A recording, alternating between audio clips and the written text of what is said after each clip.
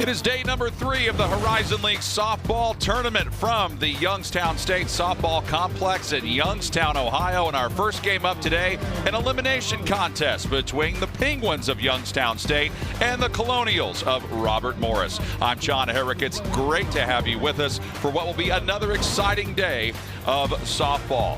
And one of the players to watch out for, before we get to that, we got a lot to break down there. But first, here's a look at the bracket. It is Green Bay and Northern Kentucky later today. That's going to come up at about 2:30. This game starting an hour earlier than normal that we had previously scheduled because we had to work around some weather that we might see later today. And then whoever loses this game drops down to later tonight's elimination game and will play the winner of Game 7 between Green Bay and Northern Kentucky. And like I mentioned, the player to watch out for today, Aglaia Rudd. She is leading Division I in batting average, 566. How impressive is that to be batting that this late in the year? 22 home runs, and so far in the Horizon League tournament, Rudd is 7 of 9. She has scored 5 runs. She has homered once. She's driven in 3. And as you can tell right there, she is certainly a major spark for her team. And there are the Robert Morris Colonials, a little bit about where they are offensively. They are simply terrific. 372 the batting average, 669 the slugging percentage. And they will come up to bat when we return next on ESPN+.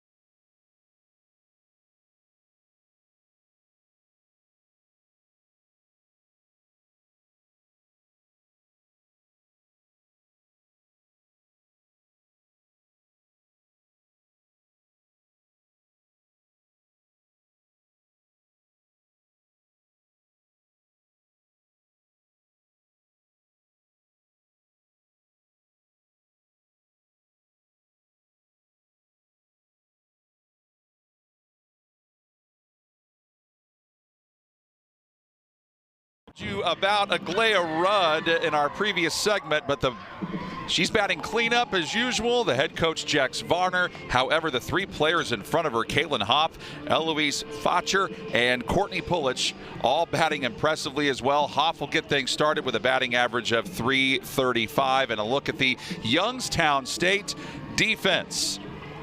I'll go pitcher first, and it's Kelsey Ogen. There's a look at some of her numbers. 13th start this season, an 8-3 overall record. And she faced Robert Morris earlier in the regular season. We'll get to that in a moment. But here's a look at the Youngstown State defense in total. Ogen's going to be helped out in the infield by Ty Turner, Emma Gilkerson, Ayla Ray, and Sayla Moyer, the catcher Kennedy Dean. And then in the outfield, it's Bree Kohler, Lila Stazak, and Bella Meyer. And standing in, Kaylin Hopp, and we are now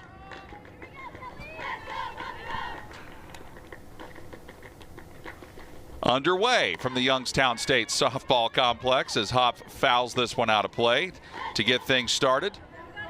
And Hop in the regular season against Youngstown State, as she's from Ohio as a junior, she went 0 for 9 in the 3 meetings that these two teams had. But today is a new day, and that one gets through. So a good start for Kaylin Hopf. Robert Morris, last year's Horizon League Conference Tournament champions, their first ever in program history. Youngstown State looking for their first Horizon League tournament title since 2006. And Eloise Thatcher, junior from Pittsburgh, stands in with a .445 batting average, 6 of 11 so far in this tournament, and was 2 of 11 in the regular season against Youngstown State. Into right field, and very quickly a big out there for the Youngstown State defense, as Bella Meyer gets under that for the first out.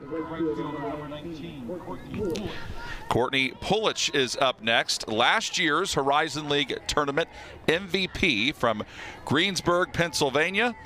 She's 1 of 9 so far this week, but against Youngstown State, 2 for 10. Did drive in 4 against them in the regular season. Wind up in the pitch. Good one there from Ojen. First meeting was a barn burner between these two back on April 3rd, and Youngstown State won it 7-4 in extra innings. They had to go to 10 innings to decide the winner there. Meeting number 2 was an 8-6 win by Robert Morris, and then Youngstown State routed them in the third meeting 20-0 in a game that was obviously decided by the run rule. And Pulich fouls that off to now fall behind 0-2 to Ojen.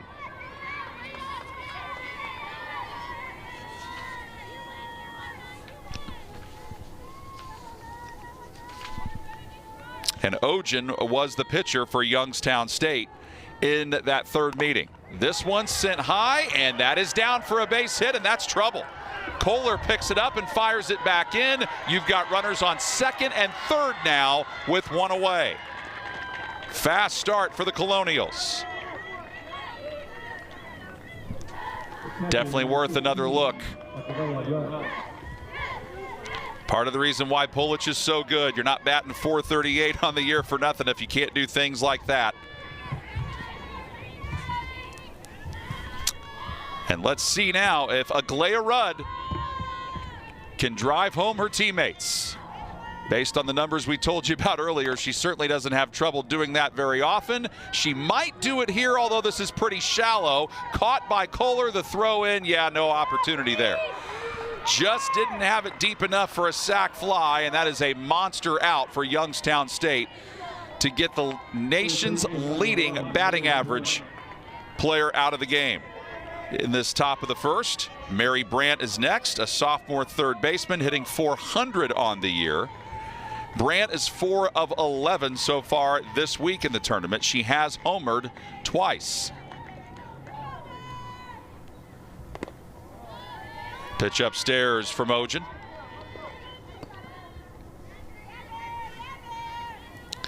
And also, Brandt did not have an at-bat in the regular season against Youngstown State, so this is her first look at Ojen.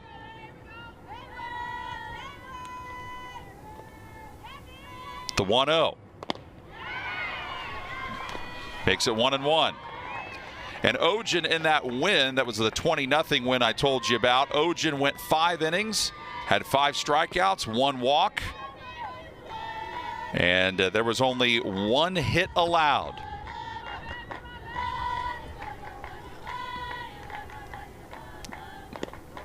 That one upstairs to go 2-1.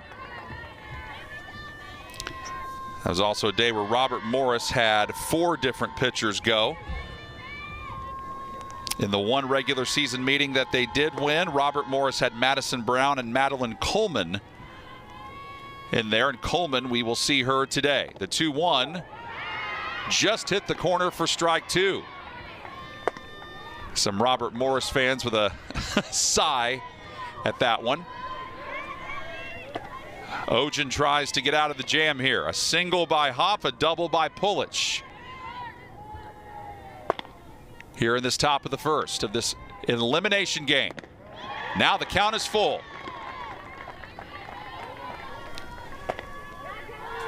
Brant, one of just 3 sophomores on this roster, but she is one of the 4 team captains from Poland, Ohio.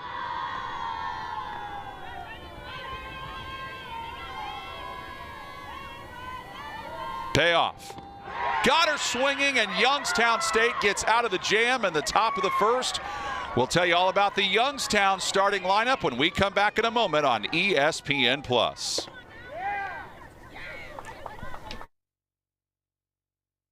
This is the Horizon League, a league made for major moves, where competition drives us, our cities fuel us, and bringing home a win is just us giving back. We turn every event into an experience with a decades-long record of once-in-a-lifetime moments. So don't get upset just because you're outmatched.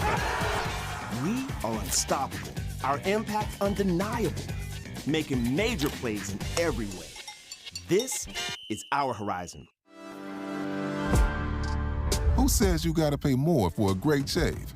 Barbasol Shaving Cream has been trusted for over 100 years to deliver a high-quality shave at an incredible value. Barbasol's thick and rich instant lather delivers a close, comfortable shave that leaves your skin feeling smooth and moisturized, and all for a lot less than expensive shave gels. So pick up a can and see for yourself why Barbasol continues to be America's #1 brand of shaving cream. All right, so who knows why? I know why. For starters, I'm getting a top-tier education without the price tag. Can you say that? Engineering, sports, music, business. I can do anything here. I'm getting my hands dirty, learning what my friends are only reading about. I'm part of something bigger here. I'm proud to bleed red and black. So yeah, I know why. It's not a question. It's the answer. Youngstown State University. Know why. Now it's time to meet the Youngstown State starting lineup, and leading them off will be Bella Meyer, Lydia Wilkerson, and Emma Gilkerson, all players hitting well over 300. A big reason why this team is 31-19 under their head coach, who is Brian Campbell, the all-time winningest coach at Youngstown State. And in the circle for Robert Morris today is Madeline Coleman. Her record is now 9-4 on the year, a 5.82 ERA. Robert Morris has relied on 4 pitchers really this year, and Coleman has been one of the key cogs in that pitching wheel, you could say. These two teams meeting for the 4th time this season, and what a pivotal time it is as Coleman starts out strong with a strike. And Bella Meyer from Ohio, 5'5", and the loss that they had to Green Bay this week, she went 1 of 4 in that contest and takes ball 1. Against Robert Morris in those 3 games that we told you about, she went 6 of 9. She homered once, she scored 5 runs, and she drove in 5. And she pulls this one into left, and hightailing it back there, Caitlin Hoff to make the catch in left field. And here is the defense for the Colonials. It's Hoff, Hare, and Pulich in the outfield. Dunlap, Thompson, Thatcher, Brandt in the infield, Rudd the catcher, and Coleman is the pitcher. And as great as Rudd is on the offensive side, with the batting average numbers and all of the things that she's done, the home runs, she is such an important leader behind the plate, making sure everybody stays aligned. As that pitch is thrown inside to Lydia Wilkerson. 5'5" junior, the game's designated player, was 1 for 3 in the loss to Green Bay. And that one on the money for a strike. Youngstown State got runners aboard in each of the first 6 innings of that game, but could not drive anybody across, and they fell 2-0. The 1-1 blasted into left, but in foul territory. Hoff makes a good effort on it, but couldn't quite catch up to it, and the count is 1-2. If you're joining us and you're wondering, well, wait a second, I thought that the game wasn't supposed to start until noon. Well, they had to move the games up into an hour. We had to move them up an hour today to try to get around some incoming weather that might arrive later on. But that is obviously a wait-and-see situation. The 1-2, and Wilkerson goes down. Coleman certainly energized after that. Certainly worth another look, and she went upstairs to get that one.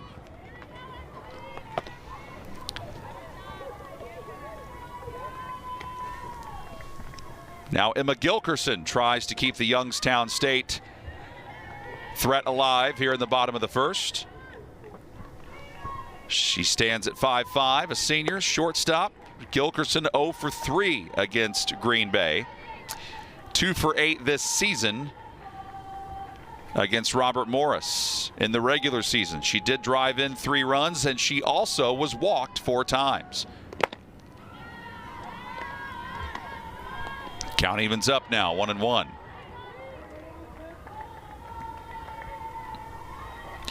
Gilkerson hitting .352 on the year.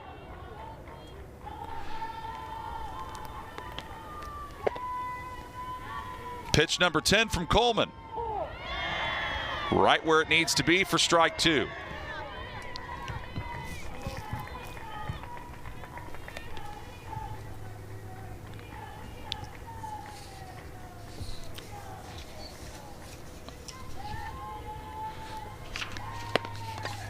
And she tries to jam Gilkerson, but Gilkerson able to muscle it foul. Coleman was the pitcher in game number 2 between these teams that Robert Morris won 8-6. She went 3 1/3, had a strikeout, gave up a walk, but only allowed 2 hits and just 1 run. And that was in 3 1/3 innings of relief. The 1-2 up high. And she did pitch an inning in that 20-0 rout by Youngstown State in the 3rd regular season contest. That one didn't go as well. Gave up 6 hits and 6 runs, all of which were earned.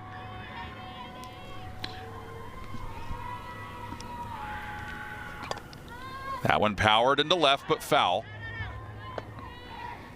And as you probably heard my colleague Greg Rakestraw say earlier this week, on Wednesday, the games are pretty high scoring. But then on Thursday, a much different story. Far more about defense and pitching than day one. The 2-2, and now we have seen the count run full for Emma Gilkerson.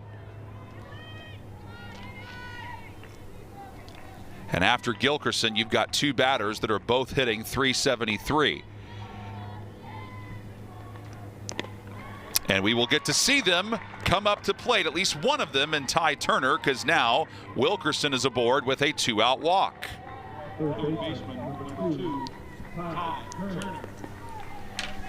And Turner batting .373, like I said.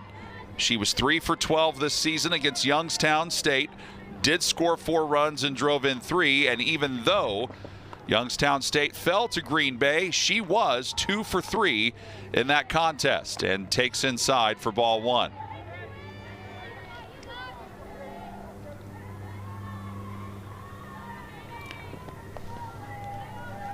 A lot of folks dressed in red and white watching this game. The 1-0.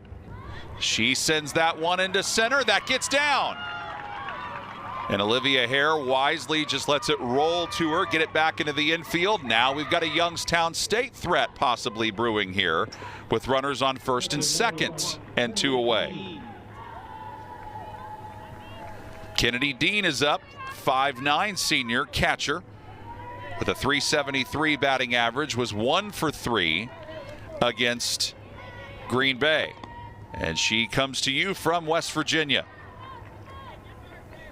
But she was impressive against Robert Morris in the regular season. Fans that pitch, though. She was 4 of 11 in those 3 regular season meetings. 4 runs scored, drove in 9, homered twice, and also was walked 3 times. 0-1 pitch.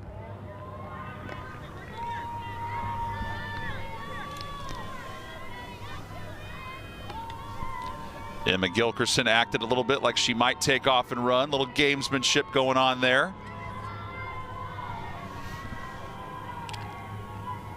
Pitch number 20 is high.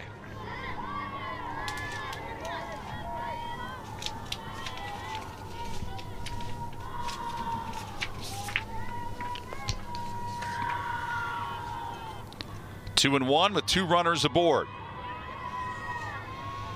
For Dean. Dean makes contact, but it goes right back foul.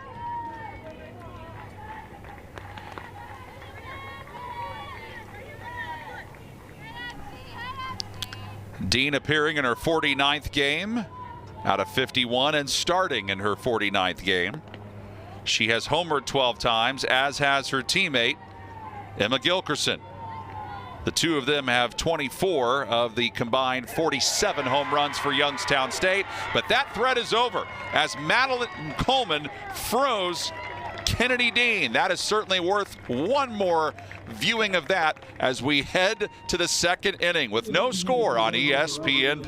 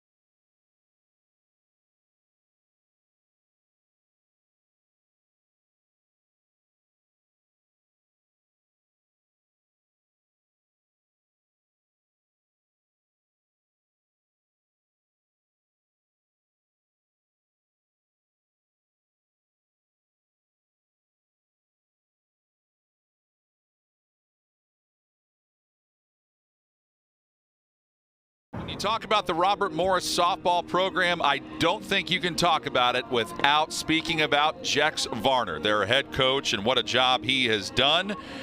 He's getting a lot of credit, right, for helping Robert Morris transition to the Horizon League. One of the things he did back in 2022, leading them to 30 wins. That was the first time in almost 10 years that they had made it to a 30-win season. And then, of course, if they win today, they get their 30th win. Last year, Horizon League tournament champions. And I remember doing the post-game interview with Jex Varner, and it was quite a sight to behold, and what a memorable moment for a Robert Morris program that has done a lot to continue to be on the rise. Olivia Hare gets things started off for the Colonials here in the top of the 2nd inning. Both teams got 2 runners aboard in the first and left them on base. Hare, one of the freshmen on this Colonials roster, as she fouls that one away, evening the count at 1. 3 for 10 so far in the tournament. She's driven in 2, and she has scored a run. And she was 3 for 9 against Youngstown State in the regular season, scoring 2 runs and driving in 2. Makes contact here, and that, did it bloop down? Yes, it did. Diving attempt made, and she ends up getting to 2nd out of that.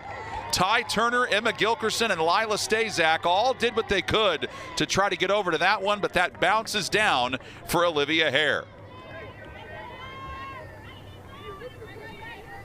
Yep, certainly admire the effort, especially of Turner and Gilkerson doing all they can, but that was just hit in a promising place for Olivia. She ends up on second base after all that. And now Sequoia Dunlap comes up and takes a strike. She's batting .268, junior from Pennsylvania.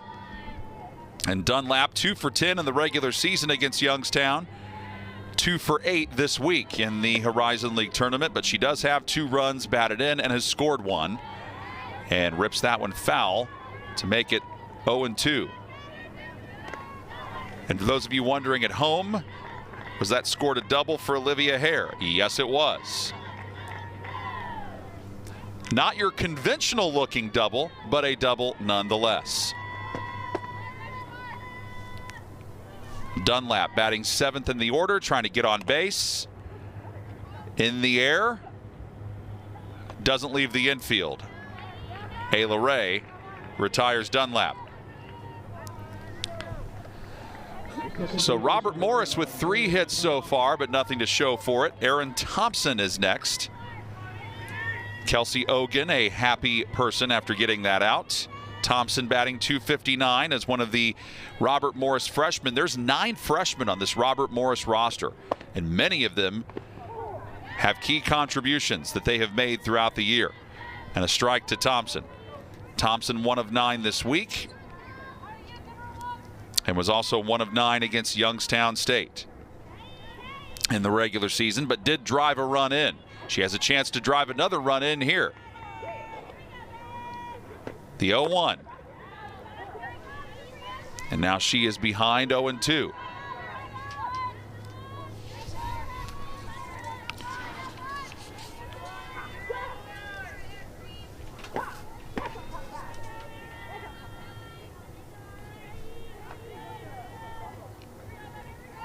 Hogan checks that pitch chart on her arm and lets it fly a little bit high for Thompson. And then after Thompson, we go to the 9-hole hitter, Marta Gualazzi, and then back to the top of the order for the Colonials.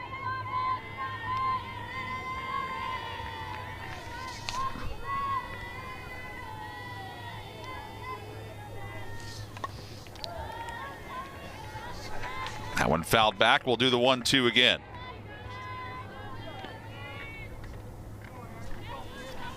Thompson taking a deep breath. Not an easy spot to be in as a freshman in a moment like this. But she has done a lot to work her way into the starting lineup and earn Jex Varner's trust.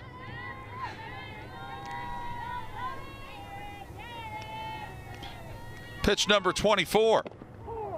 Strike 3 looking, and that is out number 2. Second strikeout for Ogan, 1 looking and 1 swinging, and that was close. And I think some Robert Morris fans felt that was a little high, but that's pretty consistent with the way the umpire's been calling with that strike zone so far. Marta Gualazzi has to try to keep the inning alive. She's 1 for 8 so far this week. 1 for 5 in the regular season against Youngstown State. Did drive in 2 runs and scored 1. And fouls this one away.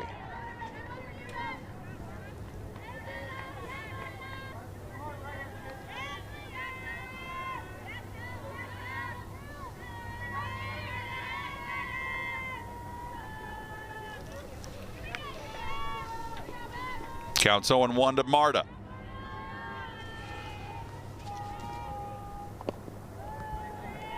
That one downstairs from Ogan. Jex Varner's actually got first-year assistant coach in Maddie Wright, but his another assistant, Bonnie O'Connor's in her 4th season. Richie Holzinger is in his 14th season as the director of operations at Robert Morris. So some new faces, but also some continuity to help Coach Varner out. And the 1-1, nice little off-speed pitch by Ogan had Gualazzi fooled there. Inning started with a double from Olivia Hare, then a pop-up and a strikeout looking.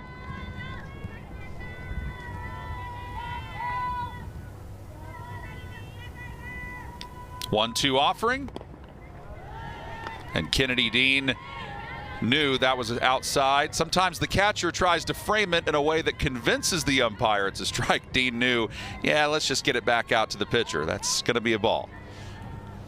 And we got deuces wild on the scoreboard now. 2 balls, 2 strikes, 2 outs, and we are in the top of inning number 2. The pitch. Had a lot of foul balls hit right back to that screen so far today.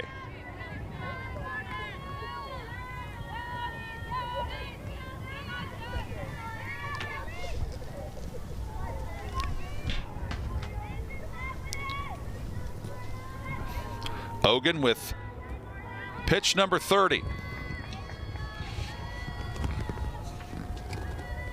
And here it is. And did that hit her? Yes. Sometimes you have to wonder, did it hit her hand or did it hit the bat? Because I've seen situations where it hit the end of the bat, but this time it hits Marta Gualazzi, and she is heading down to first.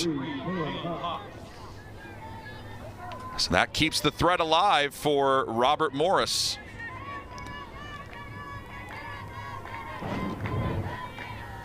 And Ogun has done that the most of anybody on the pitching staff. Her and Isabella O'Brien have each hit 8 batters on pitches. So now you got runners on first and second with 2 outs. There is head coach for Youngstown State, Brian Campbell, the Horizon League Coach of the Year. A lot of just, you know, when you look at the star power in this game between these 2 programs, you've got Courtney Pulich, who's the Player of the Year, Aglaya Rudd, Defensive Player of the Year, Kennedy Kimball for Youngstown State, the Pitcher of the Year and Freshman of the Year, and then Brian Campbell, the Coach of the Year. Conversation is over. We're ready to go to the next batter. To the top of the order we go again with Kaylin Hopf. And she pulls that one down, and in fair throw from Meyer, and it's cut off by Ogun. But nice job by the Youngstown defense getting that ball back into play and not allowing a run to score. Bases loaded now with 2 outs. And here's a look at Hare, who got to third and then thought about going, and Jex Varner said, no, no, no, you hold up right there. Bases loaded now for the Colonials with Elise Fatcher up.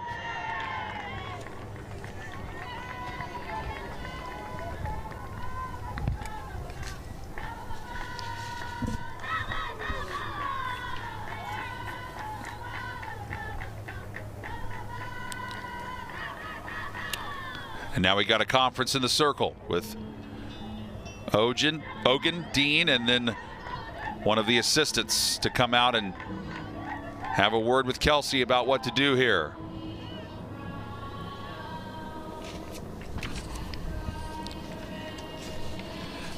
A little bit different than the first time she faced Robert Morris, because when that happened and she went out to face them the first time in the bottom of the first inning, Youngstown State had already plated 11.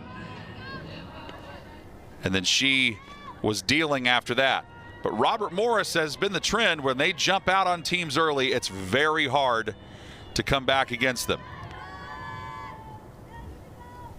They've gotten runners aboard. Can they change that here and get runners home? Yes!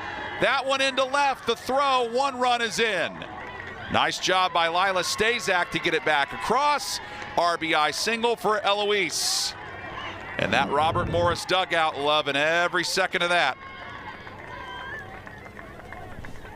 Hare comes around to score.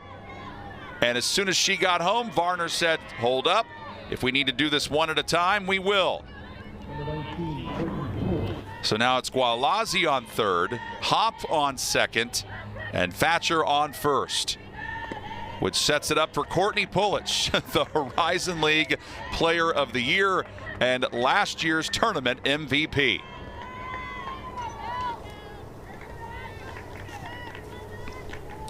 Pulich now 2 for 10 this week, but did double back in the first inning.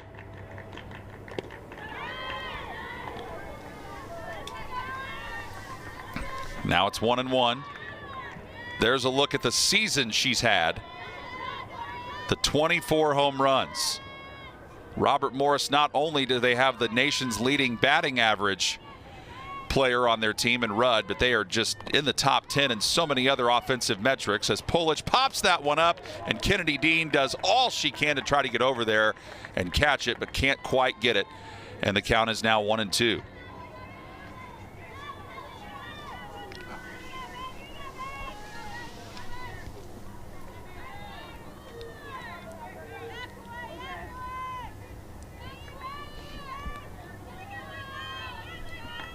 Ogun takes her time.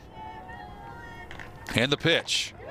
In the air to left, that is trouble, and that ball is gone. A grand slam from the Horizon League's Player of the Year. What a statement in the top of the second. 5-0 Colonials.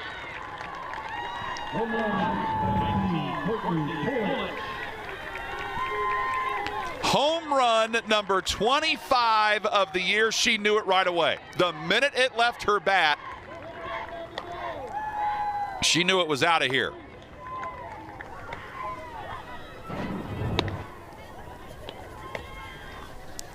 All the runners who scored: Hare, Gualazzi, Hopf, Thatcher, and Pulich.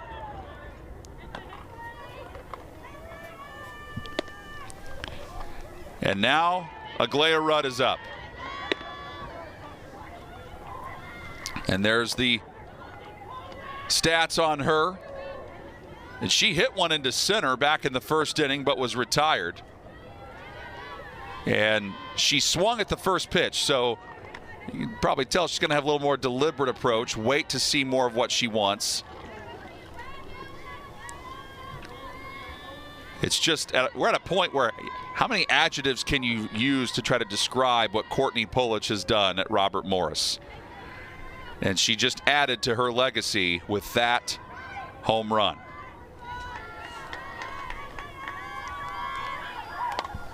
And that one into left, and Rudd keeps the inning going.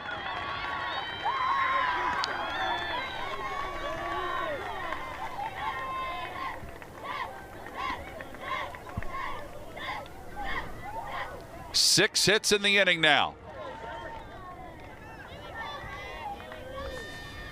Six, or actually that's seven, make it. 7 for Robert Morris and 1 for Youngstown State. Ogun got out of trouble in the first, not in the second.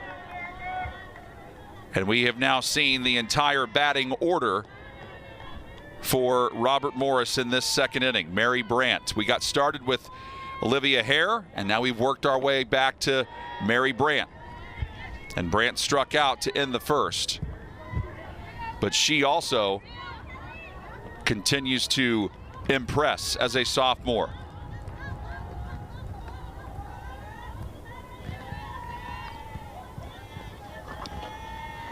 The 1-0 upstairs.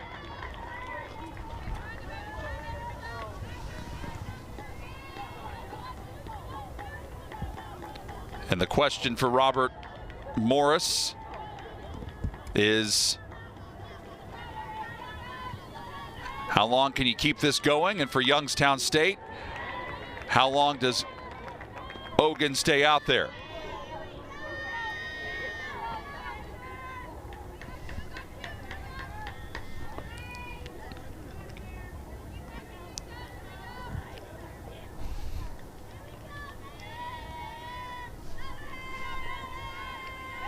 The inning got started with the double by Olivia Hare. And now it's 2-2. Then we had Dunlap and Thompson both get retired, but Gualazzi got hit by a pitch. Single by Hoff, single by Thatcher, and then the grand slam home run by Courtney Pulich.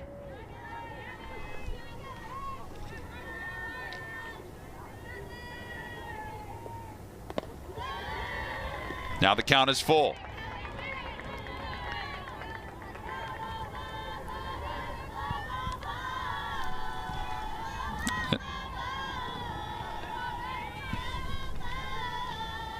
Count is full to Mary.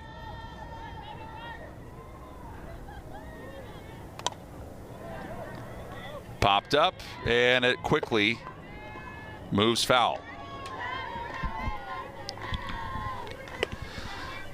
Last year, you just felt like once Robert Morris won that Horizon League tournament title, that they were really off and running and working their way out of a tough part of the consolation bracket. Lost to Detroit Mercy, comes back, beats Oakland, and then gets their revenge on Detroit Mercy and is off to a fantastic start here. That one sent over to second, and Ayla Ray comes over to get it. Sayla Moyer was kind of in a no-win situation. She had to come over and try to get it. And Mary Brandt with an infield hit. Now you've got 2 aboard again.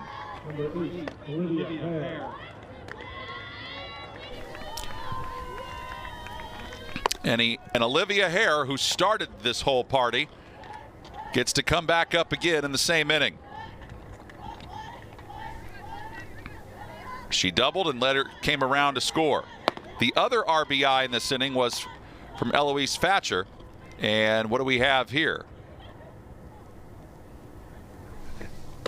Might be a change from Brian Campbell, the head coach for Youngstown State, out talking to the home plate umpire.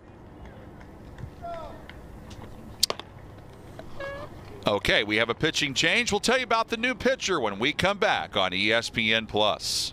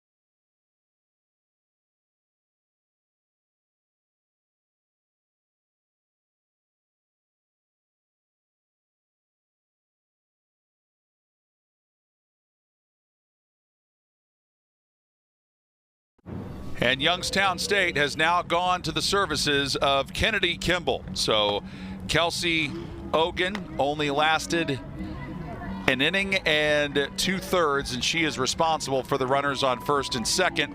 And this is the numbers on Kennedy. She is the Horizon League Pitcher of the Year. She is the Freshman of the Year. 86 strikeouts to 27 walks. And she comes out firing to Olivia Hare.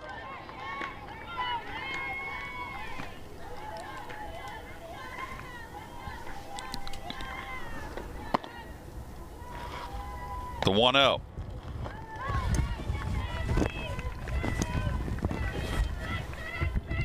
The Youngstown State offense averages close to 8 runs a game. And they will need every bit of that offense to come alive starting after this top half of the inning is finished. And it might be finished now. It is, as Stazak able to finally put an end to that. But let's take one more glance at what Courtney Pulich did to help break this game open for Robert Morris. Back in a moment on ESPN Plus.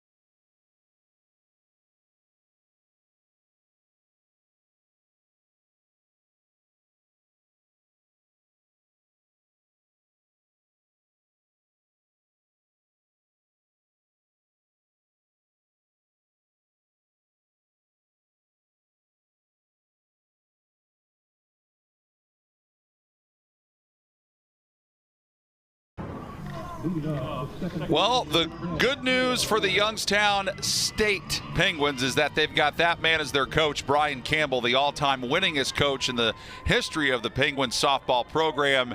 The bad news is he has to navigate his way out of a 5-0 hole. But he's been through situations like this a lot. He's certainly got a high-powered enough offense to come back, and that is exactly the kind of start that you wanted to see if you are a Penguin fan, as Ayla Ray wastes no time blasting a single into right. Second hit of the game for Youngstown State in that top of the second. It was 6 hits, 5 runs, of course 4 coming off the grand slam by Pulich, and there is Selah Moyer up to bat now, hitting .328.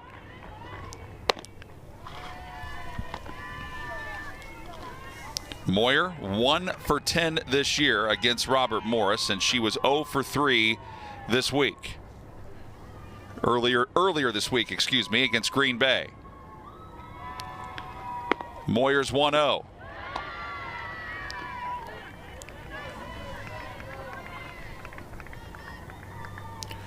.57 junior from Tiffin, Ohio.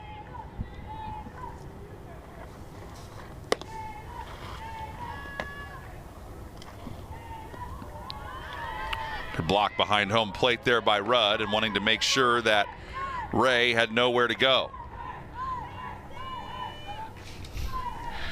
Question now, how aggressive does Youngstown State want to be on the base paths?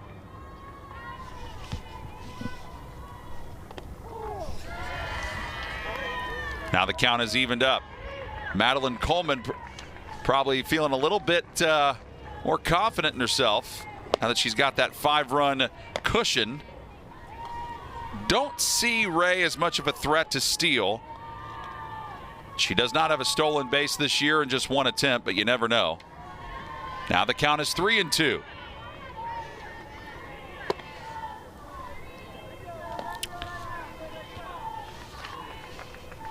We're supposed to be joined in the next inning by Ron Strollo, the Youngstown State athletic director.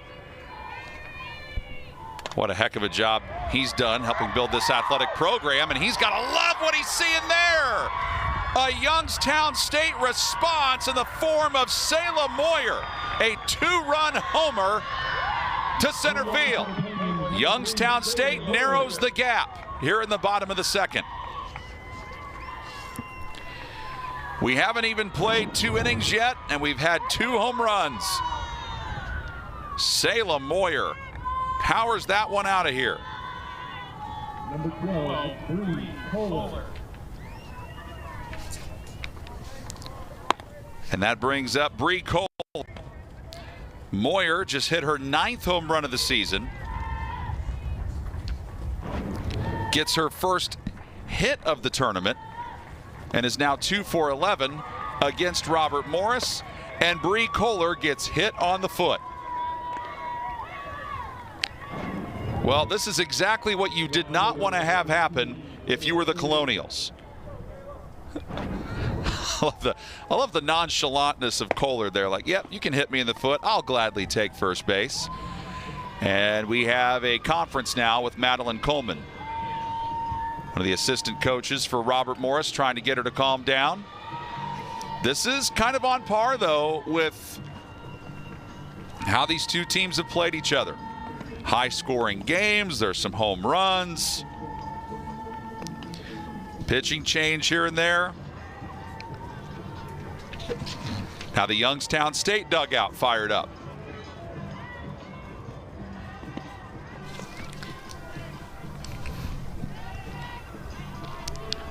Lila Stazak is next. Lila was 1 for 3 against Green Bay. She's 1 for 4 on the season against RMU. Pitch number 31 from Coleman here. And it's a good one.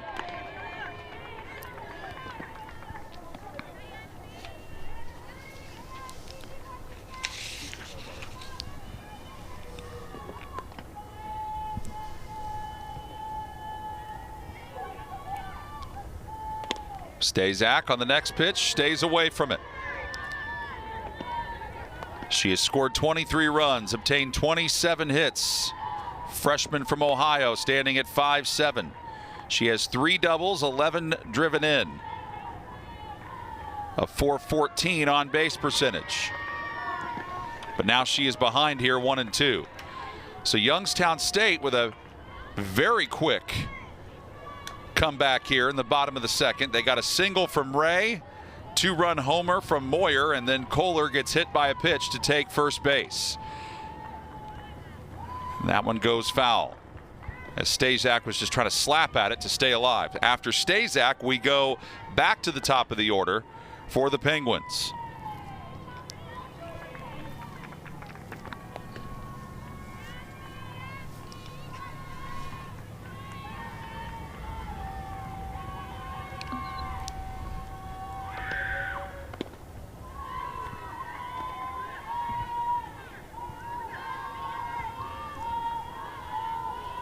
Pitch goes upstairs.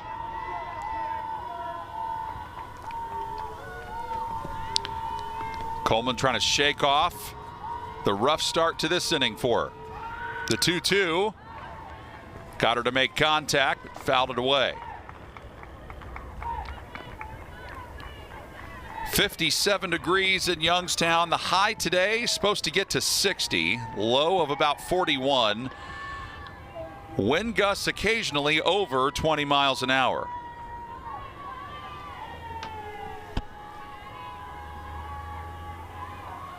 And the 2-2.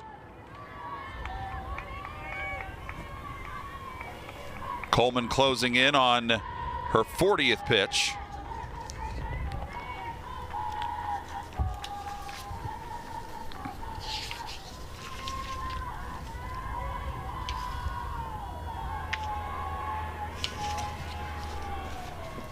And the 2-2 is sent foul. One thing that's been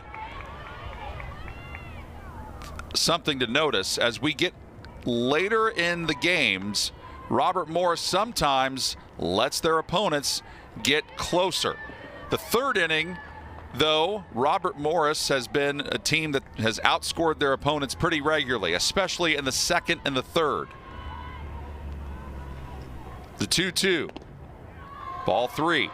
In the second inning, they're outscoring their opponents 59-49. In the third innings of games, outscoring their opponents 102-51.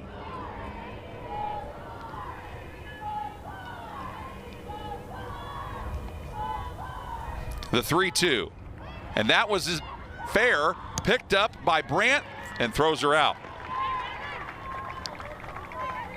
The Robert Morris defense was waiting on that. And we go back to the top of the order with Bella Meyer, who started off the game for Youngstown State by flying out to left.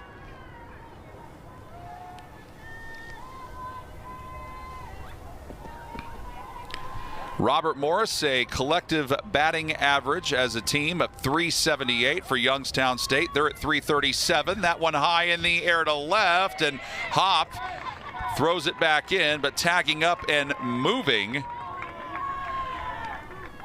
over was Kohler. And now we go to Lydia Wilkerson.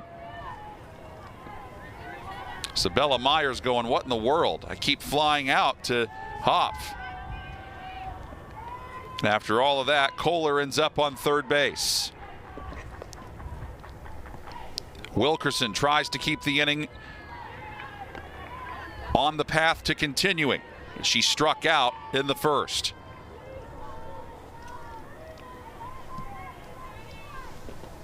Coleman has struck out Wilkerson and Dean. The 1-0 in there for a strike.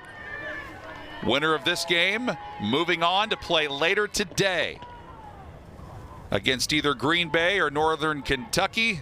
Loser, unfortunately, sees their season come to an end. The 1-1. Up the middle, but sliding over Dunlap. Routine play to first. That does it for inning number 2, but Youngstown plates 2 to get back in this game as they trail by 3 heading to inning number 3 on ESPN+.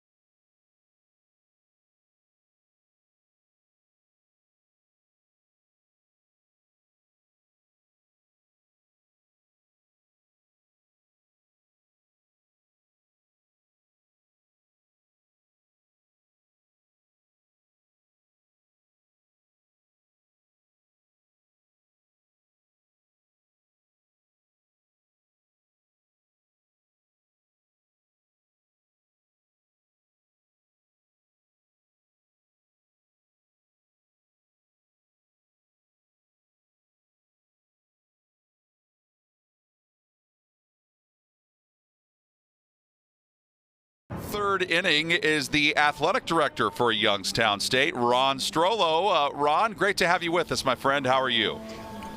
No, I'm doing great. Thanks for having me. So tell us about what it's like getting your softball complex ready and everything that goes into helping put on the Horizon League softball tournament.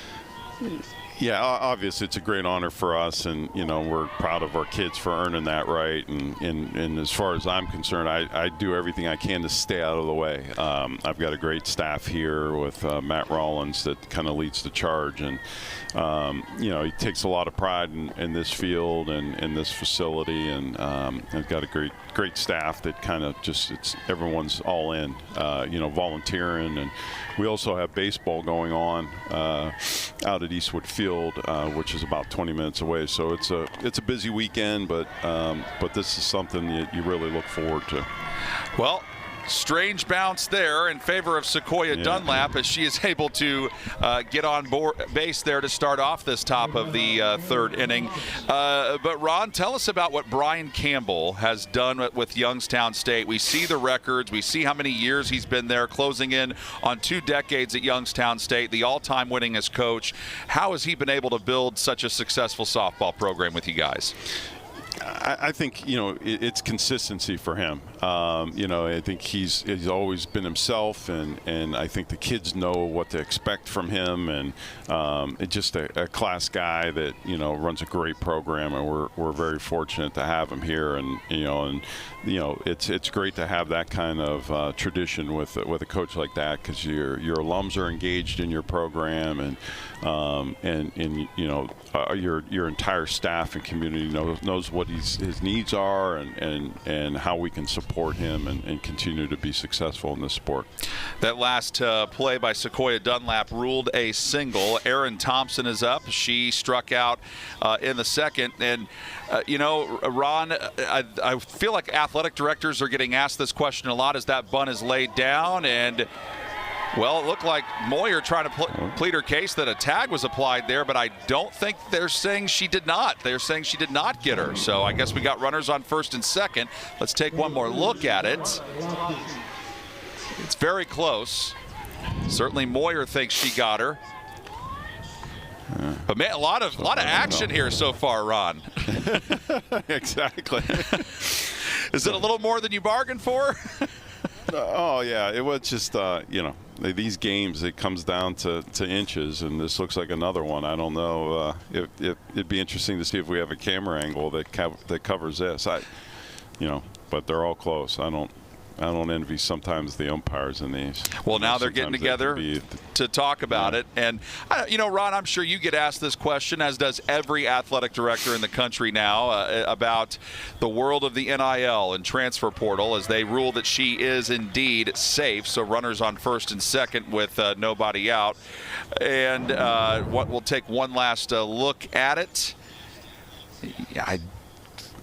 This would be the angle, right? Yeah, I guess. It's hard to tell. Yeah, too hard to tell. Pretty hard to overturn what they went with. But, sure. Ron, how have you guys been able to navigate all that? The NIL, transfer portal, what seems to be this ever-changing world of college athletics. Yeah, and more and more you're just trying to manage chaos, to be honest with you. And I think there's a lot of misinformation out there. I think it's obviously a challenge for all of us financially. Institutions, higher ed, it's getting more and more challenging to fund, and so our everyday expenses continue to go up, and now you're out raising money to try to give our student athletes opportunities in the NIL front. So it's been a challenge, and then you get agents and other people involved in our business that might not have the best interest of the student athletes, so that complicates things also. So it's really a challenge for us, but I think we've tried to manage it the best we can, just like everyone else has. Well, also too, I feel like some people think that in this ever-changing world of college sports that it's hard to win with all the money involved and still run but sometimes still run a very morally sound program. But it feels like you guys and a lot of this and all the schools in the Horizon League just do an excellent job of balancing all that.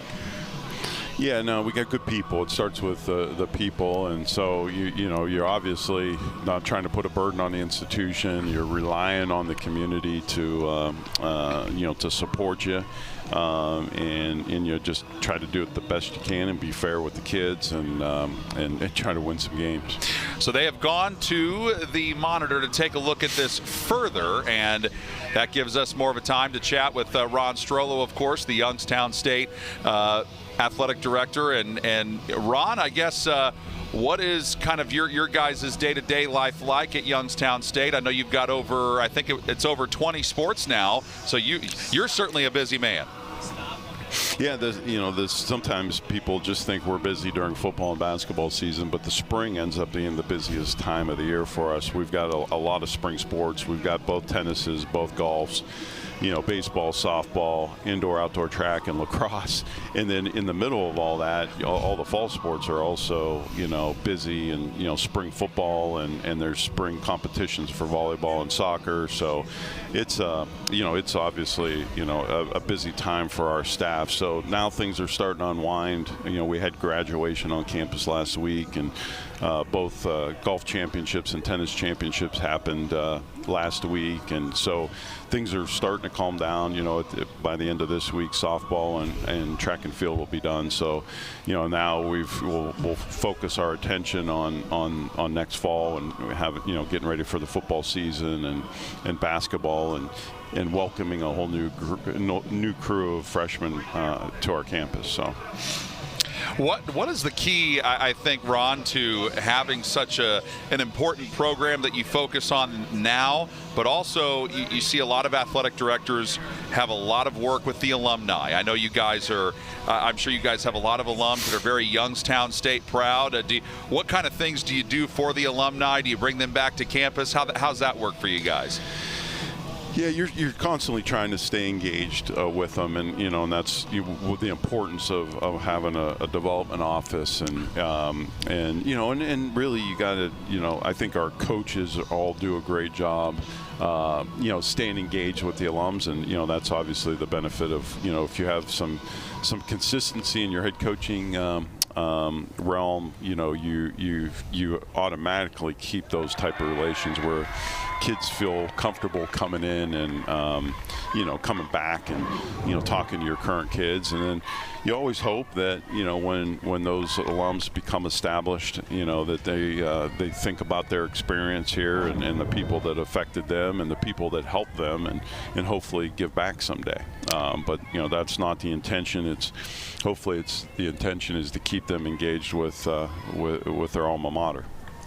So they did rule that the runner is safe at first, and now we go to the 9-hole hitter for Robert Morris and Marta Gualazzi, who got on after being hit by a pitch in the second inning, where Robert Morris was able to jump out to the 5-0 lead. But, Ron, I've seen Youngstown State come back in a lot of these games, and I know how much the offense can get it going. Yeah, we've been able to score runs. But so is Robert Morris and everyone else in this league. I mean, this has been a high-scoring affair. I think that's what made our game with Green Bay so unique. Yesterday, just not being able to score runs, although we hit the ball. So, hopefully, we can't afford to give up too many more runs. That's for sure. But I think hopefully we have some runs in us here before the end of the game. Well, I also day one was very much, like you said, offensive heavy, and then it quickly got defensive heavy after that. Right. No, there's no doubt. But that's what happens. You just never know from game to game. What, Ron, what other things do you guys have coming up? Do you have any big fundraising opportunities that you want to promote with Youngstown State, or things like that you want people to know about? Just like everyone else, I'm sure we've got our Penguin Club golf outing. It's kind of a 2-day affair. We had to move to a second day, and then a couple other fundraising efforts just for some of our sports specifically, but. Just a lot of fundraising stuff going on in the summer, and a lot of NIL events and things like that. So there's pretty much not a week that we're not doing something for one of the programs, throughout the summer. Well, Ron Strollo, the athletic director at Youngstown State. Ron, thank you so much for talking us through a review and a very busy top of the third inning. We appreciate you coming on to talk to us about the softball tournament, all the things you guys are doing at Youngstown State. Good luck to you. All right, appreciate it. Thank you. That is Ron Strollo, the athletic director at Youngstown State, home of the Penguins, 31-19 on the year, and right now in a battle against the Robert Morris Colonials. And that one is slapped into left, and that gets through from Kaylin Hopp, and one run is in as Lila Stazak able to get it back in quickly. So yet again, this Robert Morris offense, as you heard Ron Strollo talk about, can find a way to put runs across, and they've definitely done that in these last 2 innings, and that pushes the lead back up to 4. Sequoia Dunlap is the one who comes around to score this time.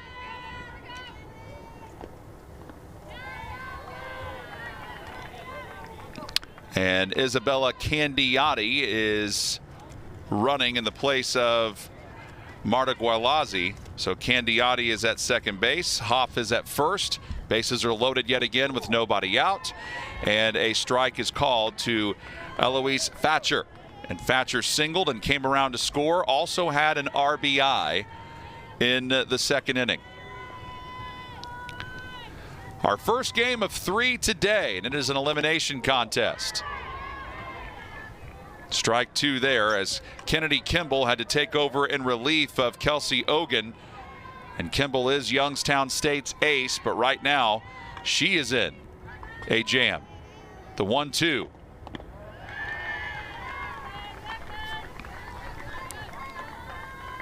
And Kimball with just 27 walks on the year.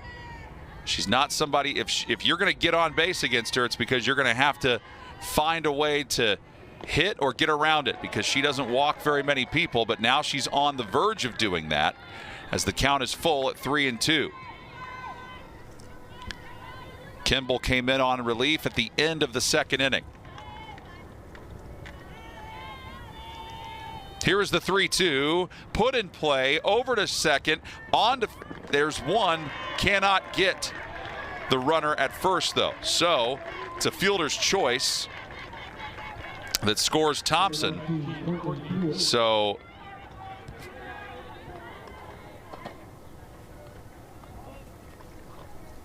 Thatcher gets her second RBI today, and it's now 7-2 Robert Morris. And now Pulich is up again, Courtney Pulich.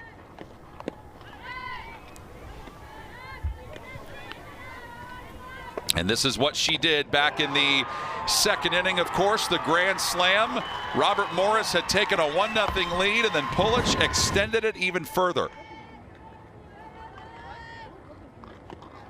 She made it a 5-run game, and now she's up to the plate with a 5-run game now.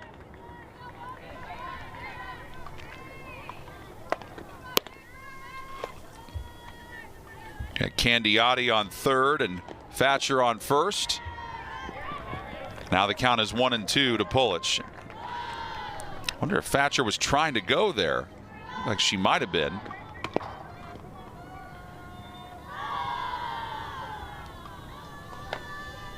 She's only stolen 1 base so far this year. Hare is the leader in that department. Oh, they let her. She did get it. Okay. So they just let her have second base. And now Morris, Robert Morris, now with runners on second and third with 1 away.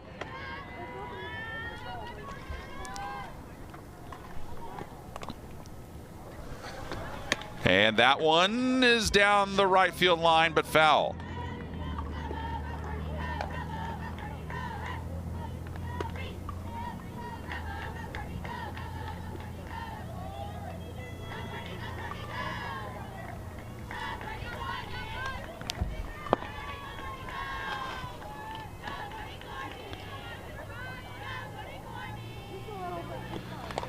And that one sent into right, could be trouble, and it is.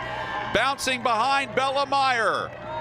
2 runs in, and Courtney Pulich is just a machine. Driving in run after run after run, and now Robert Morris is on top, 9-2. RBI double. Thatcher and Candiotti come home.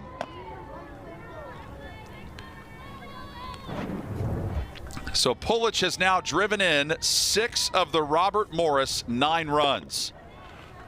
Aglaya Rudd to the plate. You're going to be hard-pressed to find a more difficult 3-4 players in the batting order than what Robert Morris has. You've got Courtney Pulich, who's sensational, followed up by Aglaya Rudd. That's a pretty tough 1-2 tandem to beat. Rudd is now ahead in the count, 2-0 to Kimball.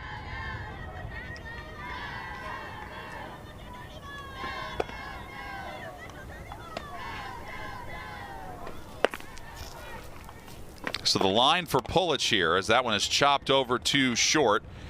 Gilkerson picks it up and makes the safe play to first to retire Rudd, who's now 1 for 3 in this game.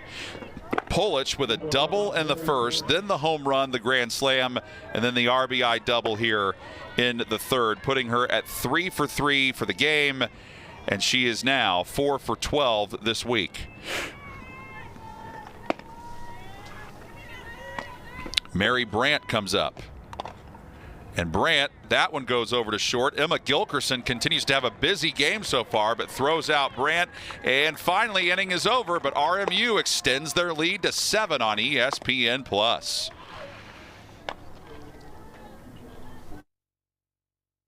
This is the Horizon League, a league made for major moves, where competition drives us, our cities fuel us, and bringing home a win is just us giving back. We turn every event into an experience with a decades-long record of once-in-a-lifetime moments. So don't get upset just because you're outmatched.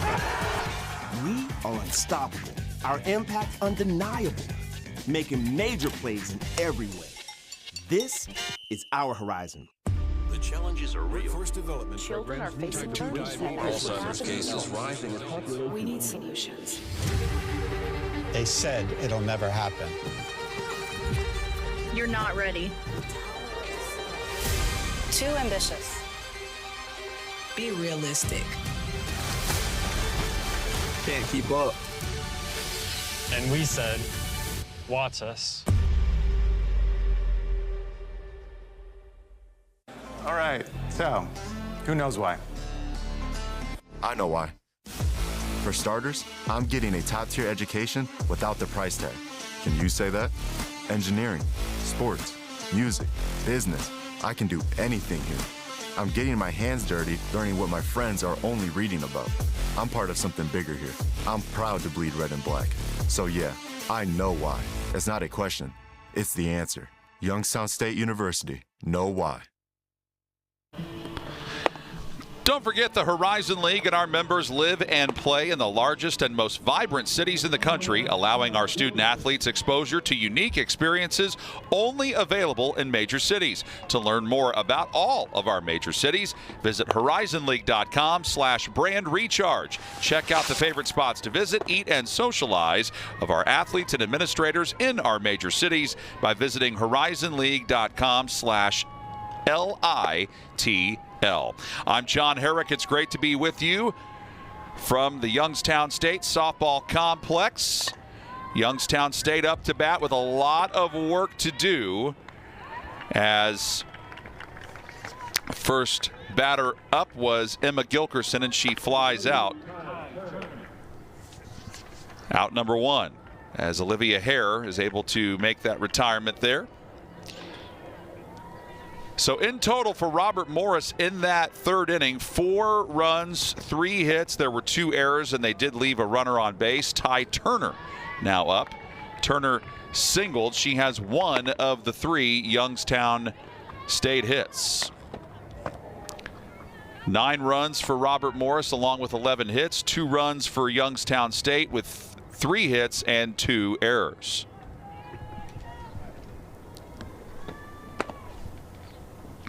And also, Youngstown has left 3 runners aboard. Appreciate our conversation with Ron Strollo, the athletic director for Youngstown State. He joined us in the top of the third inning. Got us through a review, too. A lot of good things going there for his athletic program. Boy, athletic directors and coaches have a busy time all the time, and I feel like the NIL and transfer portal have only made it more so, as Turner skies it foul. Madeline Coleman remains the pitcher for Robert Morris. She had a little bit of a rough go of it in the second when she gave up a single and then a 2-run homer to Sayla Moyer. Her teammates came into the circle, helped her out, helped get her regathered. She's been in a pretty good groove ever since, and pitch number 50, though, misses for ball 1. After she hit Bree Kohler, she has retired 4 batters in a row, trying to make it 5. And Turner is indeed number 5 in a row to be retired. Fly out to center, then a fly out to right here in the third. Kennedy Dean ended the first inning with a strikeout looking.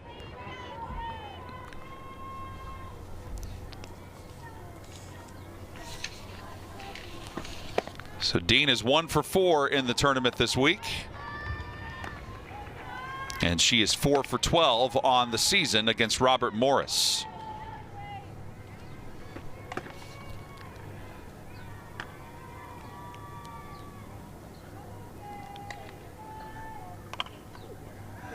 Pulls that one foul. Her slugging percentage is easily one of the better ones on the team. .733. Has drawn 20 walks. But she has homered 12 times. Team leader in doubles with 14. Plates the outside corner for strike 2. 5'9" senior, one of 6 seniors on this Youngstown State roster that does not want to see their season end today. The 1-2.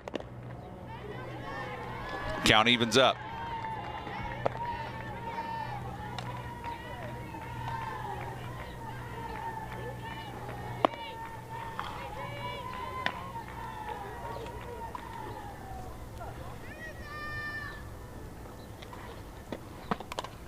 Put in play up the middle, and Youngstown State able to keep the inning going here in the third. So they have at least one hit in every inning so far. It's just that Robert Morris has been on an impressive streak.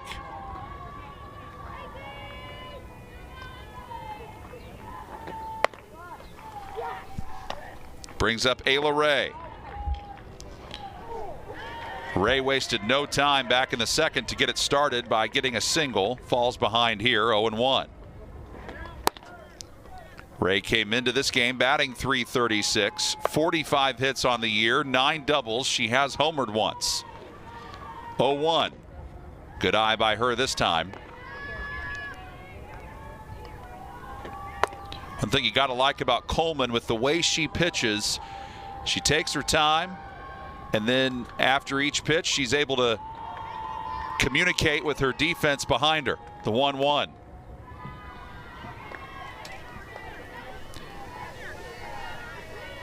The winner of this game plays later today in what is the third game of the day, slated to start around 4 o'clock. Obviously, that can change depending on the length of this game and the length of the next game. The 2-1, down and away. So 60 pitches now recorded by Madeline Coleman. One of the team captains, one of 4 team captains from Ellicott City, Maryland at Mount St. Mary's and Howard before here. And that's ball 4. Runners on first and second now for the Penguins. And that's the first walk issued by either team in this game today. Selah Moyer, well, she homered in the second. Can she do it again?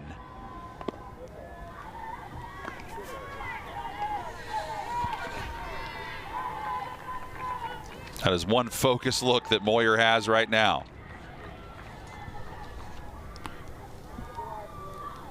5'7" junior from Tiffin, Ohio. So, of course, she's very familiar with where Brian Campbell went. And he graduated from Tiffin in 1994, the head coach at Youngstown State, then went on to be a very good coach, too, at Tiffin. And he's in the Tiffin Hall of Fame. That was all before he got to Youngstown, and has done everything that he's the 9th coach in program history. Youngstown State trying to win their first softball tournament championship in the Horizon League since 2006. And a good stop behind home plate by Rudd.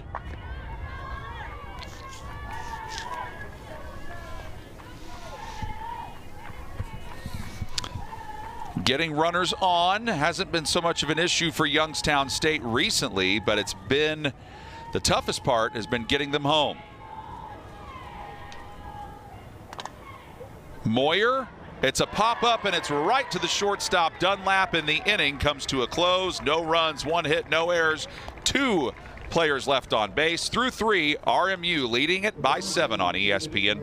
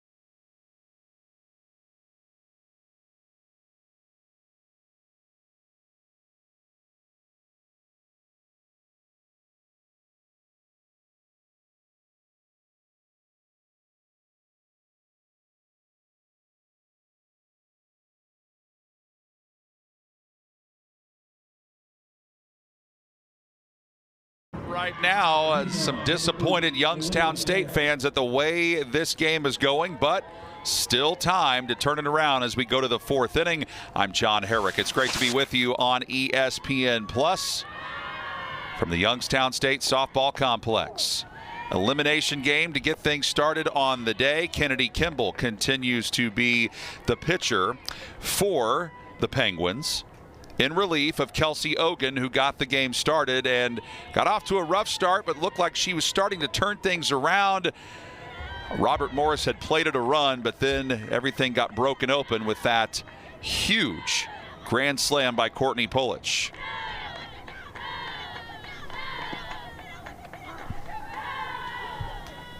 And it's Olivia Hare starting things off in the inning.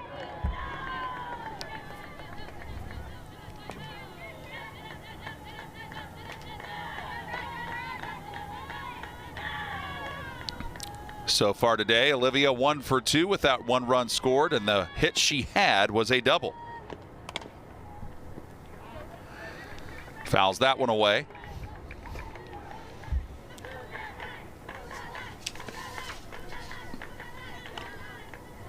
Hare with a .589 slugging percentage, has homered 5 times and has driven in close to 30 runs this season. And the 2-2 sent high in the air to left. That could be trouble, and that one does clear it. It got over for a home run. Robert Morris can seemingly do no wrong on offense. And this time it's Olivia Hare who goes yard.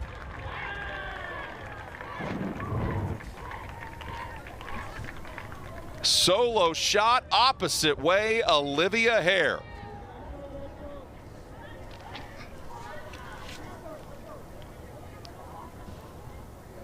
What a season for the freshman. And there's the head coach for Robert Morris at the front of your screen, Jex Varner. He's trying really hard to maintain a stoic look, but internally right now, he has got to be doing his happy dance. Sequoia Dunlap. Ball 1. There he is. Yeah, still staying locked in, still coaching up his team, knowing how much he'd love to have a second straight Horizon League tournament championship. It's still not going to be easy against the host school. Sequoia Dunlap today 1 for 2 with a single and a run. She popped up to second in the second. And Dunlap got it through. So we'll see how they rule this. Another thing that has not helped Youngstown State has been the errors. And they are ruling that a fielding error on Emma Gilkerson, which is her second. She committed one of the 2 errors in the third. And now we go to Erin Thompson. And then she lines it out over to first. Moyer catches it and steps on the bag. And that is a double play. That happens so fast. The hit, the catch, wow. That is what happens when preparation meets opportunity. Moyer was prepared, caught the line out, stepped on first to double off Dunlap, and now the bases are clear. Marta Walazi is now up. She scored a run in the second after getting hit by a pitch.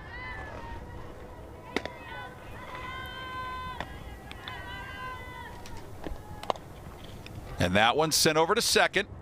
Ray has it. Throw is wide though.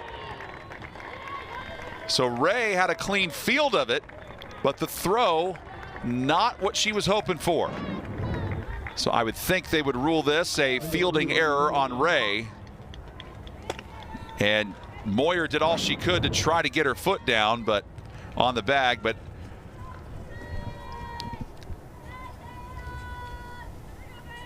That is now the 4th error of the game for the Youngstown State defense. Back to the top of the order with Kaylin Hopp, who sends that one foul. And Hopp today, 3 for 3 with the run scored and an RBI. All 3 of her hits have been singles.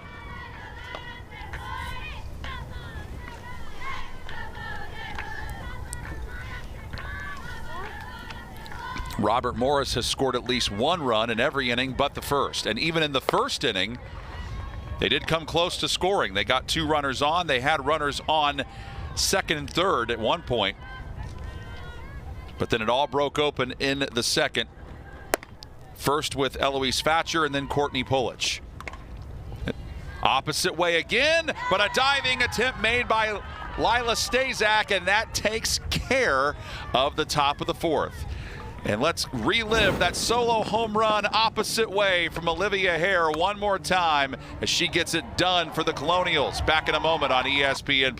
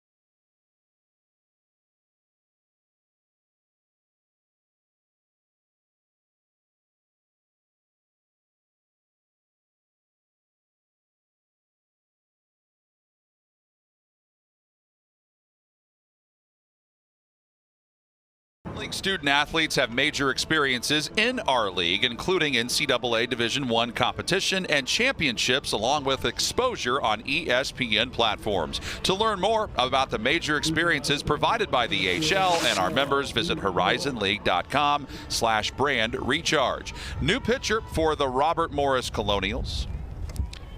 It is Caitlin Molitoris, Jr. from McKees Rocks, Pennsylvania. So I mentioned earlier that Robert Morris rotates 4 pitchers in sometimes. That they have a 4-pitch lineup that they might go to depending on how the game goes. I think Jex Varner saw Madeline Coleman struggling a tad there in the last inning, so Molitoris is in now.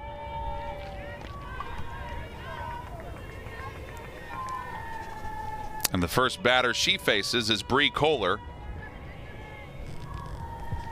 who was hit by a pitch in the second. The Youngstown State dugout chanting Bree Kohler, trying to get her feeling confident. And a little bit about the pitching from Molitoris. You saw the ERA, a little bit under 5. 100 strikeouts to 45 walks. Her opponents bat .294 on average against her. The 1-1. Way high.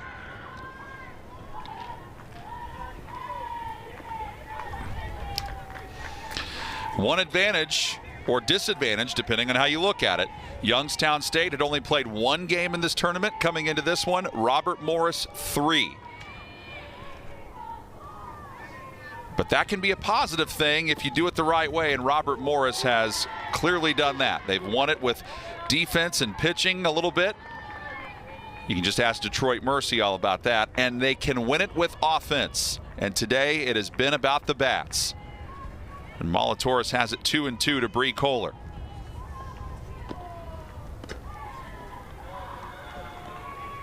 And Kohler ends up walking here. Number 18, Layla Stazak. Layla Stazak is next. So the total book on Coleman,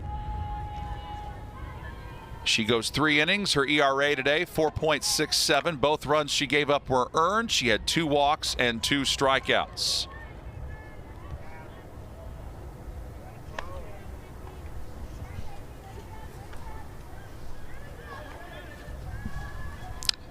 And there's Lila Stazak, freshman, grounded out to third in the second, putting her at 1 for 4 on the week and 1 for 5 on the season against RMU. In play, no. It looked like it was going to go forward. In fact, the ball just goes bouncing backwards.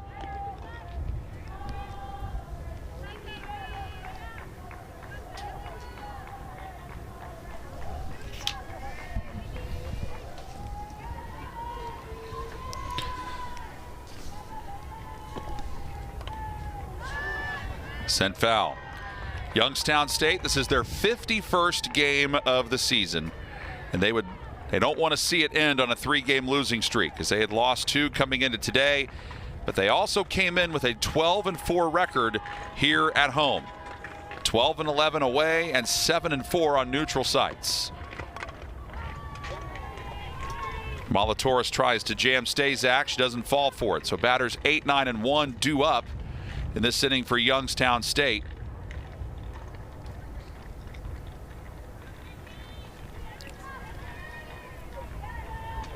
None of their top 3 hitters have a hit yet. The 0-2. In play, too short. Dunlap has only 1 play to first, and it's not happening. And I think they're going to end up having an error on that. Runners go up a base. So Sequoia Dunlap does a good job trying to get it over there, but I think they're going to probably rule that as a hit, a single for Stazak, and then a throwing error by Dunlap. Well, it might either be a throwing error or a fielding error. We'll see what they decide. One more look at it. Not an easy play at all for Dunlap.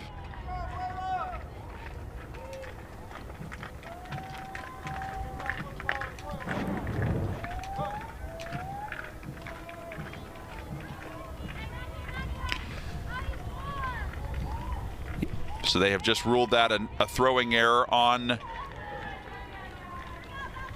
Dunlap, the first error by the Robert Morris defense. And because the runners got to move up a base, that's 2nd and 3rd now with nobody out here in the 4th. And Molatoris facing Bella Meyer at the top of the order for Youngstown State. This is their 3rd trip through. Meyer has flown out to left both times she has been up. And now the count evens up on her with first base open.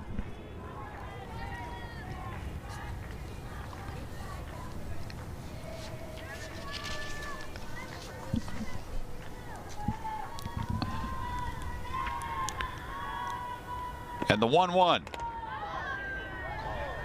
Blasted foul. Molatoris is probably saying, let's just get out number 1.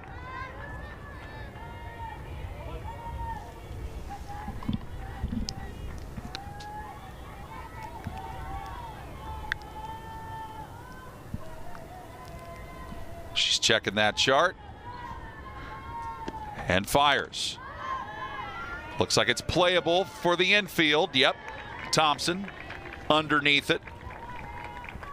Out number 1 obtained.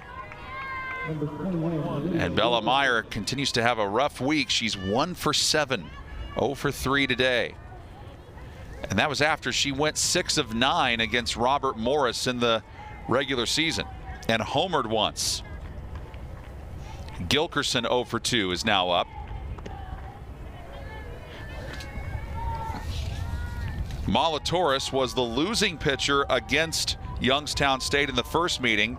She ended up going the 9 2/3. She had 8 strikeouts and 2 walks in that game, allowed 7 runs, but only 3 of them were earned. Robert Morris was hurt defensively by 4 errors in that defeat. She didn't pitch in the second meeting, and then she was the losing pitcher in the third meeting. Did give up 5 runs, but also 2 walks and 2 strikeouts, and she gets a pop up here, and it's caught.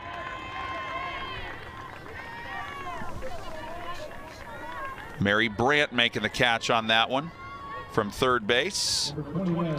So the inning starts promising for Youngstown State, but now they're down to 2 outs here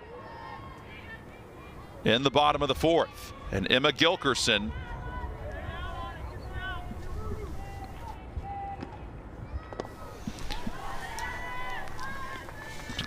takes low. She's 0 for 1 today with a walk, 0 for 4 on the week. And she's 2 for 9 this season against Robert Morris. The 1-0. High in the air and in foul territory. And we go to the 5th next on ESPN+.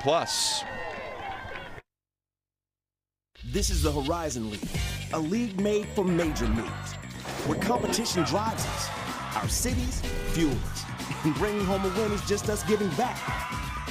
We turn every event into an experience with a decades-long record of once-in-a-lifetime moments.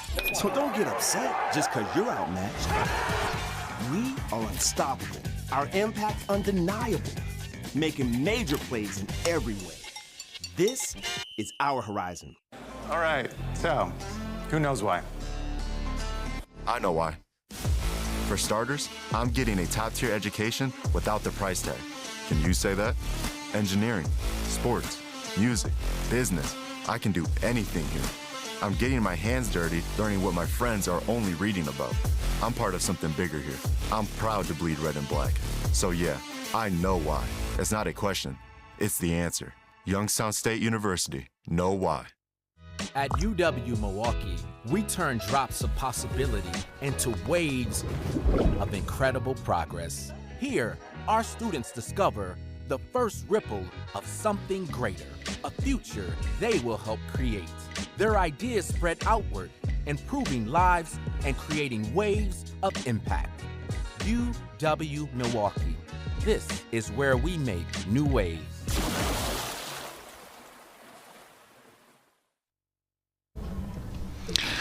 If you're just joining us, let's get to the game recap. And this was broken open in the second inning with a grand slam by Courtney Pulich.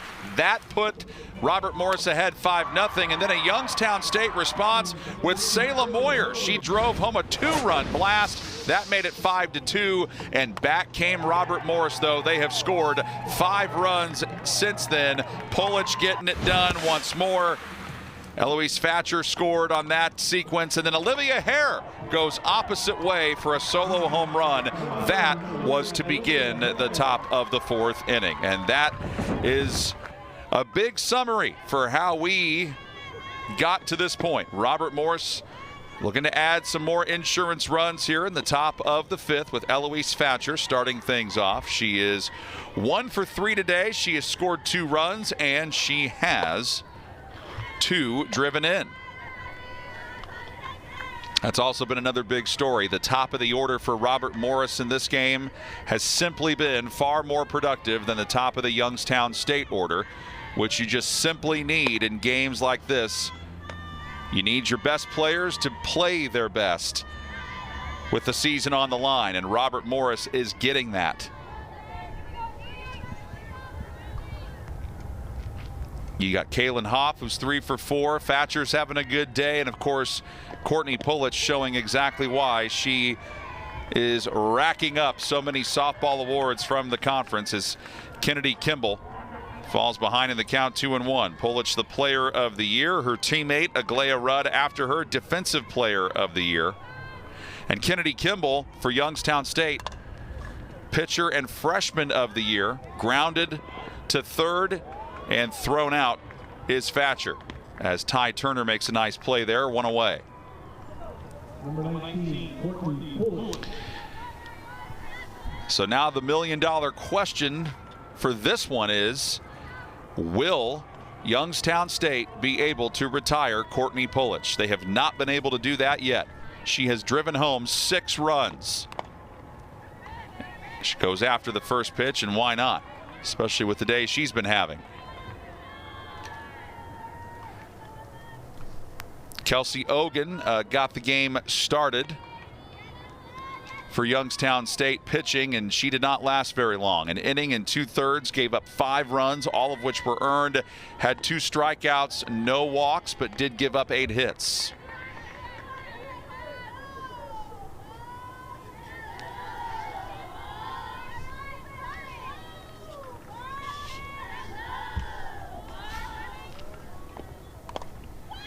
Put in play, and up the middle it goes. Courtney Pulich was the tournament MVP last year, and she is making a very good case for tournament MVP this year if this continues. And that continues the trend for Robert Morris of having at least 1 hit in every inning so far. 10 runs, 13 hits, 1 error for them. For Youngstown State, 2 runs, 5 hits, and 4 errors. And now we've got Rudd coming up, and Rudd hits one through. So Aglaya Rudd is now 2 for 4. Pulich is 4 for 4. And there's now 14 hits for the Colonials. Mary Brandt to the plate. 1 for 3. Single. Coach Jex Varner having a moment with her. Kennedy Kimball and this Youngstown State defense going, what is going on? Number 11, Mary Brandt.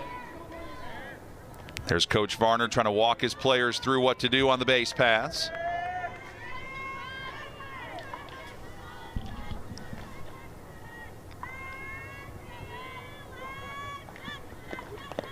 And the first pitch on this sequence with 1 away is in for a strike. Brandt came into today hitting .400. And she is now 6 of 13 this week in the Horizon League tournament. That ball bounces to home plate. Stopped well, though, by Kennedy Dean.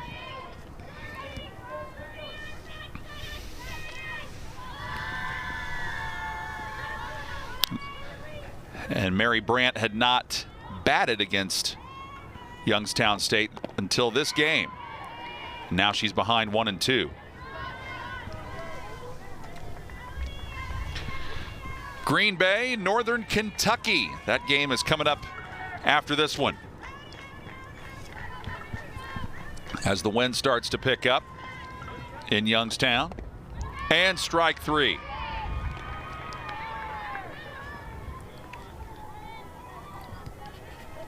First strikeout for Kimball on in relief of Ogan.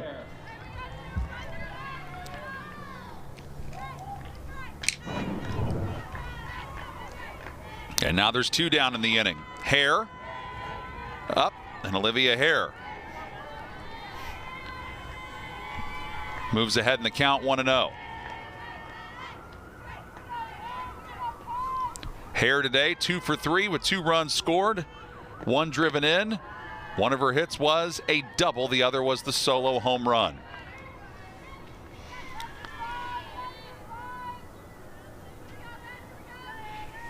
Eight players for Robert Morris have scored at least 1 run in this contest. High in the air to left. Diving attempt. Stazak did all she could to lay out and try to get that.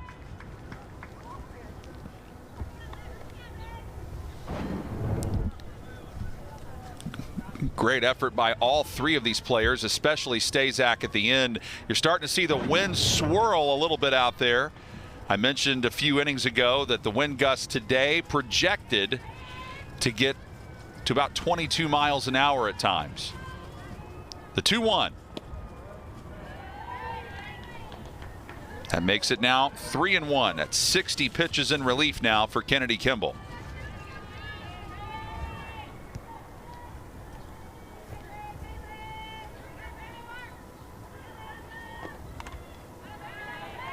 And now the count is full.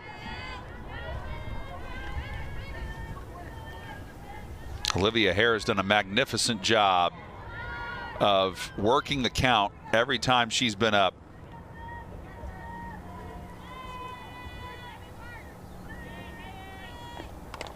Chopped. Kimball has trouble, can't get it.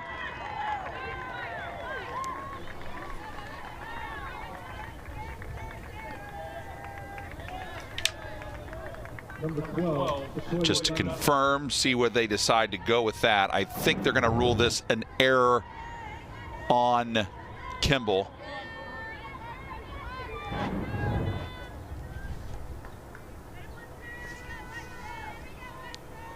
That is exactly what they rule. So that's now 5 errors on Youngstown State. And Sequoia Dunlap, 1 for 3. She has scored a run. She has also singled.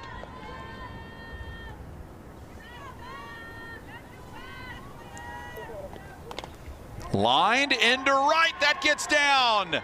Scooped up by Meyer. And runners across. That was Aglaya Rudd who scored. Pulich before her. It is now 12-2 Colonials.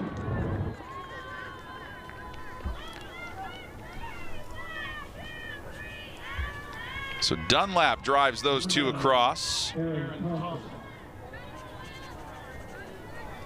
Aaron Thompson is up.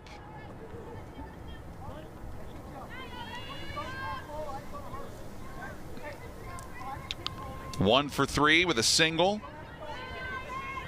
And she scored a run as well. So far in this inning, 2 runs, 3 hits, with an error. And the frustrating part about that error committed by Kimball is that would have been the end of the inning. And instead 2 more come across, and 2 more might come across here. That is exactly what happens, as Aaron Thompson just drove home 2.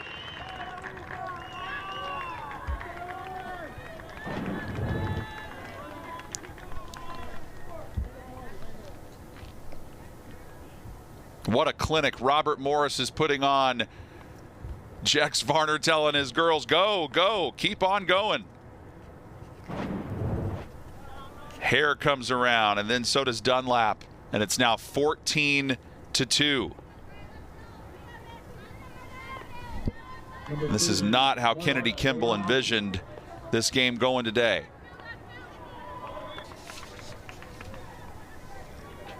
Kimball's got a bright future ahead of her, though. 5'8" freshman, already turning heads in this league with the type of season she's had.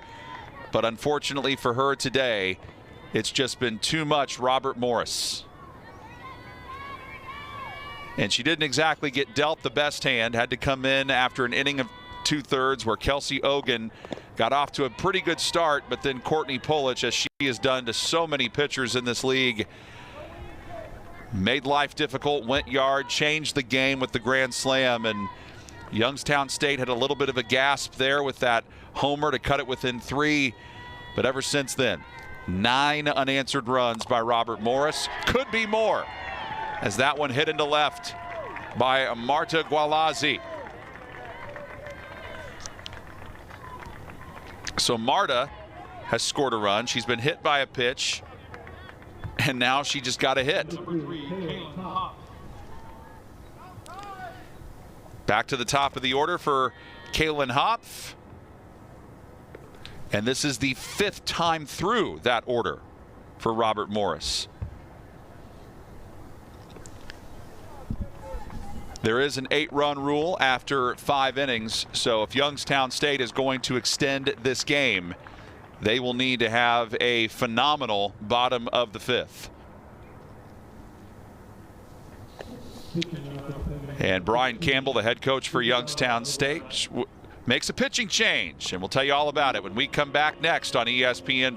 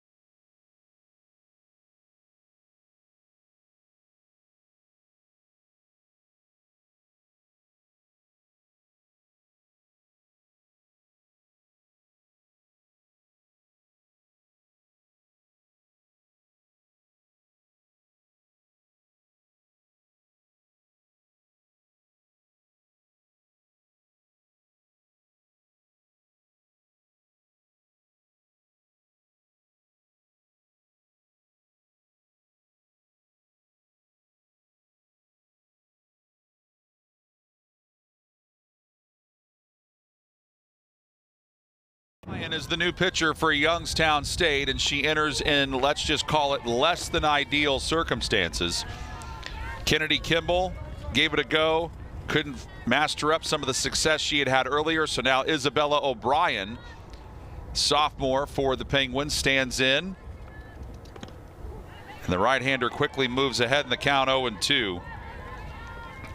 8-6 record, an ERA just over 4.5, 70 strikeouts to 32 walks.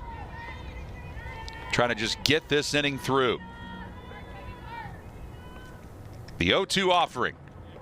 Looked like kind of an excuse me swing, if you will. Fouled it away. But Kaylin Hoff, 3 for 4. Run scored, run batted in as well.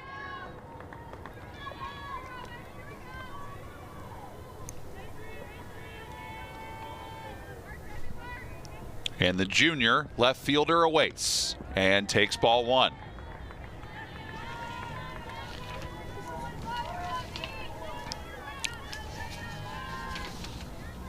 Isabella O'Brien started out pitching in the second game against Robert Morris this year. Fouled away. Went 3 innings, gave up 5 hits and 4 runs, none of which were earned though. Did have 3 strikeouts. Kennedy Kimball would go on to take the loss in that game. And then she did not pitch in the first or the third meeting between these two programs in this regular season. The 1-2 hit back behind, foul.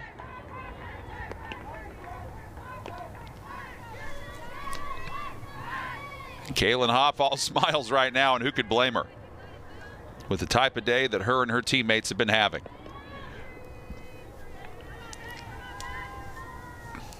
The 1-2 in play to third, grabbed by Turner across to first, and that does it for the top of the 5th. Back in a moment on ESPN Plus.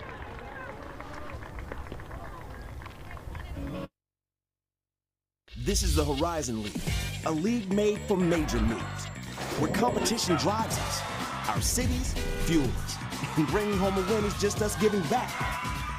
We turn every event into an experience with a decades-long record of once-in-a-lifetime moments. So don't get upset just because you're outmatched.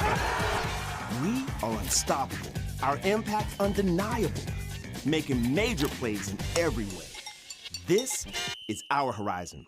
All right, so who knows why? I know why. For starters, I'm getting a top-tier education without the price tag. Can you say that? Engineering, sports, music, business. I can do anything here. I'm getting my hands dirty, learning what my friends are only reading about. I'm part of something bigger here. I'm proud to bleed red and black. So yeah, I know why. It's not a question. It's the answer. Youngstown State University. Know why. It's more than a shave. It's the first thing people notice about you. Level up with Barbasol for a clean, smooth finish every time. It's America's #1 brand of shaving cream for a reason. No need to pay more for other brands. Barbasol delivers a thick and rich instant lather that simply gets the job done. Shave with confidence, knowing you're using Barbasol, the American original, for over 100 years. Because it's more than a shave. It's Barbasol. And there's Youngstown State's Brian Campbell, the head coach, totally flummoxed at what he's looking at as his team came into this tournament, the #1 seed, the host site. Robert Morris, though, has been playing hot at the end of the season, and they have continued that into today. Last year's Horizon League tournament champion, leading at 14-2 here on ESPN Plus, and there is an 8-run rule after 5, so Youngstown State needs runs, and they need them in a hurry as Ty Turner is up, and she hammers that one foul. Caitlin Molatoris on in relief pitching for Robert Morris. Turner is 1 for 2 today with a single. She singled in the first, but was left on there. And a blooper caught on the run by Aaron Thompson.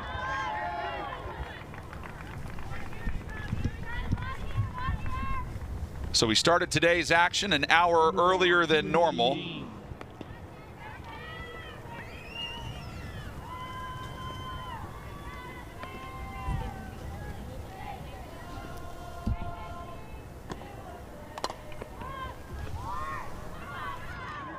And that one sent high in the air to right. Diving play, Courtney Pulich. I mean, first she does it behind, at the plate with the grand slam earlier today and all the hitting, and now she's doing it on defense. Just laying out. We've seen truly maximum effort from both teams.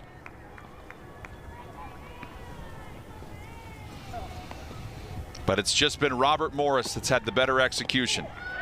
And Ayla Ray is now up. Youngstown State's last hope for now. 0-1. We're also told that it's probably going to take a little more than 30 minutes for them to get the field cleaned up, ready to go for the next game between Green Bay and NKU. That one hit high in the air to center, back near the track. Olivia Hare makes the catch, and that was a very quick 1-2-3 inning to conclude this one. And the Robert Morris Colonials, utter domination in this elimination game. 14-2 as they rout Youngstown State. Last year's Horizon League tournament champion came to play today as they run rule the Penguins on their home field.